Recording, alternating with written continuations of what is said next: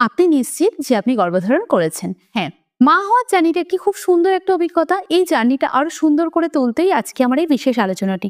প্রেগনেন্সির জার্নিটাকে আমরা ৩ টে স্টেপে বা ৩ টে ভাগে ভাগ করছি।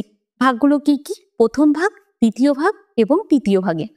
১ম ভাগটা কেন বললাম? ১ম ভাগটা যদি আপনি বেশ কিছু জিনিস মেনে চলেন তাহলে কিন্তু আপনার প্রেগনেন্সি জার্নিটা আরো খুব সুন্দরভাবে বা স্মুথলি ভাবে আপনি যেতে পারবেন ১০ মাস পর্যন্ত। অনেকে বুঝে উঠতে পারেন না যে ১ম ভাগে বা ১ম স্টেপে তাদের কি, কি করা উচিত বা কি, কি করা উচিত নয়। এই তো গেল তাদের একটা ভুল ধারণা।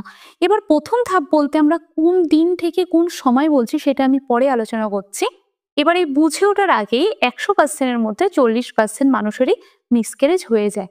প্রেগনেন্সিটা বুঝে ওঠার আগেই তারা বুঝতেই পারেন না যে তারা গর্ভধারণ করতে চলেছেন।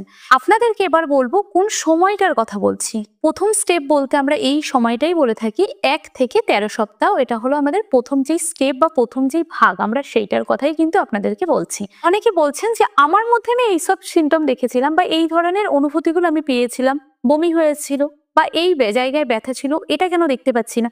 তো তাদেরকে বলবো ওইসব চিন্তা ভাবনা দূরে সরিয়ে দিয়ে আজকে আমার এই ভিডিওটি আপনি ১ম থেকে শেষ পর্যন্ত দেখুন।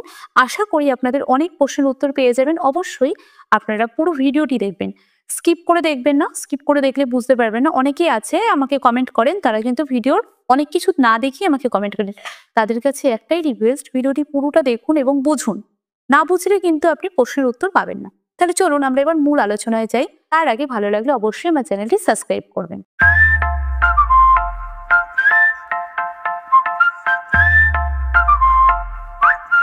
১ম ভাগে যাওয়ার আগে বা ১ম যে ধাপটায় সেটা যাওয়ার আগে আমি আমার মধ্যে কি, কি পরিবর্তন দেখতে পাবো বা কি, কি জিনিস হবেই এটা নিশ্চিত। অবশ্যই আপনি পিরিয়ডটা এই মাসে আপনি মিস করবেন। সম্ভাব্য ডেটে আপনি পিরিয়ড মিস করবেন। তারপরে আপনার যেই বমি, বমি ভাব, মর্নিং সিকনেস, মেজাজের একটা খিটখিটে মেজাজ, এই ব্যাপারগুলো কিন্তু আপনি আপনার মধ্যে দেখতে পারবেন। এগুলো কমন একটা লক্ষণ। সবাই যে একই লক্ষণ দেখতে পারে তা না। কিন্তু পিরিয়ডটা মিস হওয়া অতি গুরুত্বপূর্ণ। এটা হলেই আপনি নিশ্চিত হয়ে যাবেন যে আপনি রিসিভ করেছেন বা মা হতে চলেছেন। ১ম ধাপটা অনেকেই বুঝে উঠতে পারেন না, কিন্তু ১ম ধাপটাই আপনাদের কাছে একটা বিশেষ গুরুত্বপূর্ণ। এই সময় বাচ্চার হার্ট, ব্রেন, হাত, নাক এগুলো বা কান এগুলো কিন্তু তৈরি হয়ে যায়। এই সময় যদি আপনি এই জিনিসগুলো মেনে চলেন তাহলে কিন্তু কোনো সমস্যা আপনার বেবির দেখা দেবে না। এবার আপনাদেরকে বলবো এই সময় কি, কি জিনিস আপনি করবেন না। আপনি যদি পিরিয়ড মিস করে থাকেন বা প্রেগন্যান্সি প্ল্যান করে থাকেন তাহলে আপনি একটু ভারী কাজ বা ক্যাফিন জাতীয় খাবার, ধূমপান এগুলো থেকে আপনি এড়িয়ে চলবেন বা দূরে কোথাও ভ্রমণ এটা থেকে এড়িয়ে চললেও ভালো হয়। যদি আপনার কোনো দরকার না থাকে তাহলে একটু ভ্রমণটা এড়িয়ে চলার চেষ্টা করবেন। এবার যেই জিনিসগুলো আপনার অতি অবশ্যই করণীয়, অবশ্যই একজন গাইনোকোলজিস্টের পরামর্শ নেবেন। এবার আপনার মনে হতে পারে, আমার মধ্যে তো কোনো সমস্যা নেই, আমি কেন ডাক্তারের কাছে যাব? প্রেগনেন্সিটা একটা স্বাভাবিক ন্যাচারাল একটা ব্যাপার। তাহলে আমি ডাক্তার না দেখিয়েই চুপচাপ বাড়িতে বসে থাকি। এই ফিলটা 100% এর মধ্যে এখন 30% মানুষ করে থাকেন, 70% মানুষ কিন্তু ডাক্তারের কাছে তারা যায়। এই যে না যাওয়ার জন্য আপনার মনে হচ্ছে কোনো সমস্যা নেই। এবার আপনার এটা মনে হচ্ছে। কিন্তু ভেতরে কি হচ্ছে আপনি তো সেটা জেনে বসে নেই। হতে পারে ফ্যালোপিয়ান টিউবের মধ্যে বেবিটা বড় হচ্ছে, যেটাকে আমরা বলে থাকি একটোপিক প্রেগন্যান্সি।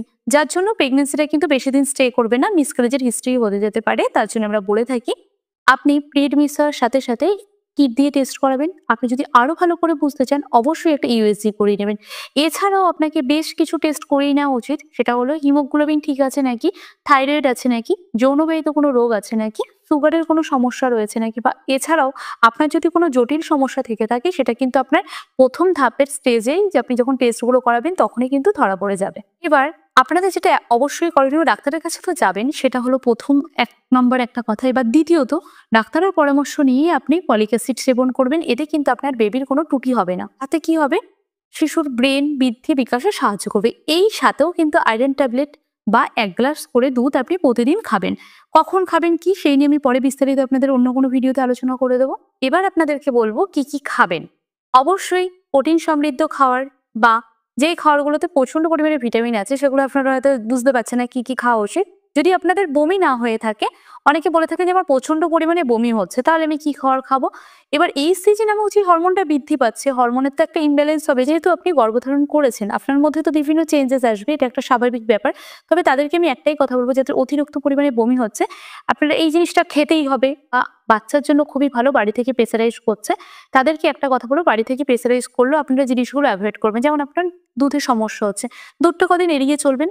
যখন আপনার সহ্য হবে একটু দিনের বেলার দিকে সেবন করার চেষ্টা করবেন। এতে হজম শক্তিটা ধীরে, ধীরে ঠিক হয়ে যাবে আপনার। বমিটা ৩ থেকে ৪ মাস পর্যন্ত থাকে, তারপরে ধীরে, ধীরে কমে যায়।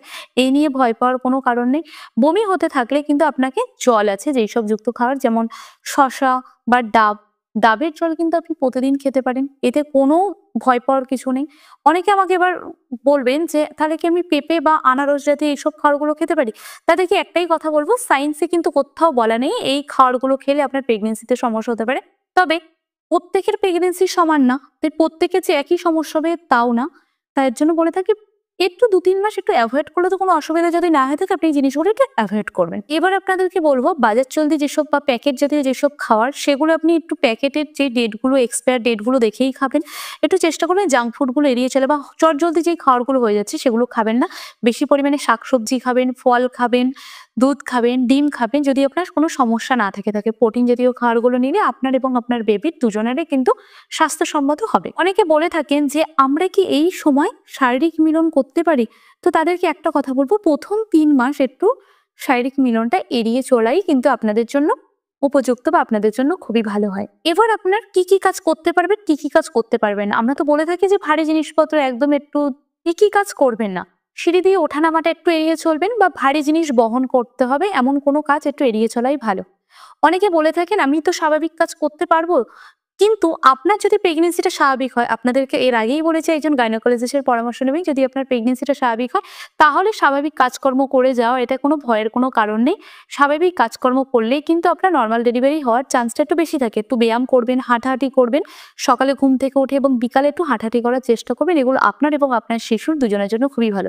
আশা করি আজকের এই ভিডিওটি আপনাদের জন্য অনেক হেল্পফুল হয়েছে। এরকম ভালো লেগে থাকলে অবশ্যই আমার চ্যানেলটি সাবস্ক্রাইব করবেন। নমস্কার, সবাই ভালো থাকবেন, সুস্থ থাকবেন।